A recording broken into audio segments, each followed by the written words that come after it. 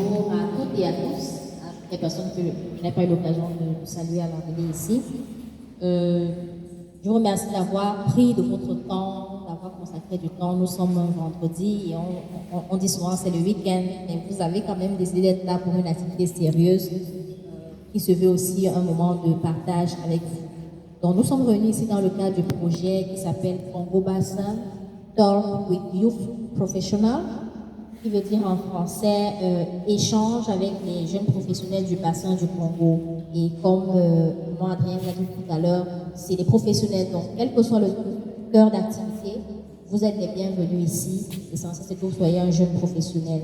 Donc, que vous exercez une activité, qu'elle soit au sein d'une entreprise, au sein de la société civile, au sein de la sphère politique ou des institutions publiques, donc fonctionnaires, ou même encore, vous êtes chef d'entreprise vous-même.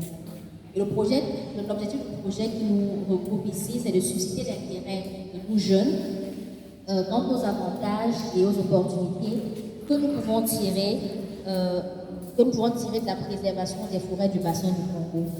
Je ne sais pas si beaucoup le savent, si beaucoup sont arrivés à la question du bassin du Congo. Le Cameroun fait partie des pays qu'on appelle pays des forêts du bassin du Congo. Et les forêts, là où nous trouvons, sont le deuxième poumon de la planète après l'Amazonie. Donc, les étoiles, nous qui sommes dans cette région, quel est le bénéfice que nous pouvons tirer, quels sont les objectifs dans ce secteur pour bien sûr assurer notre bien-être et non seulement cela, mais contribuer aussi à mieux protéger cet environnement. En effet, dans notre schéma de réflexion, nous pensons qu'il est primordial de créer une connexion personnelle avec la protection de l'environnement, de la biodiversité et des questions de changement climatique afin de mieux s'impliquer dans les actions publiques, donc afin de mieux contribuer au développement de nos pays, de notre région. Ce projet de sensibilisation sur la préservation des forêts du bassin du Congo est mis en œuvre avec le Pulitzer Center on Crisis Reporting que j'ai présenté, qui est une organisation non gouvernementale de droit américain et qui a pour mission de rendre l'information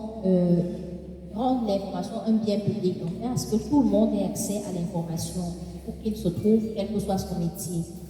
Le Pulitzer Center a mis en place depuis 2018 un programme sur les forêts tropicales qui subventionne les journalistes, soutient les journalistes dans leur travail, qui finance la production des articles des journalistes qui veulent s'intéresser à comment se porte le changement climatique, quel est l'impact du changement climatique à Yaoundé, à Douala, au Gabon, à Libreville, ou même au Brésil, en Asie du Sud-Est, dans les pays comme la Malaisie et autres pays.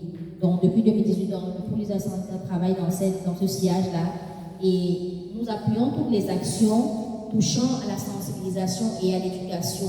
Ici, par exemple, c'est un modèle d'action touchant à l'éducation. Donc tout ce qui permet à ce que le savoir que les journalistes ont pu mettre dans leurs articles soit partagé au plus grand nombre. On sait que tout le monde n'a pas forcément accès à un smartphone ou bien à la connexion Internet.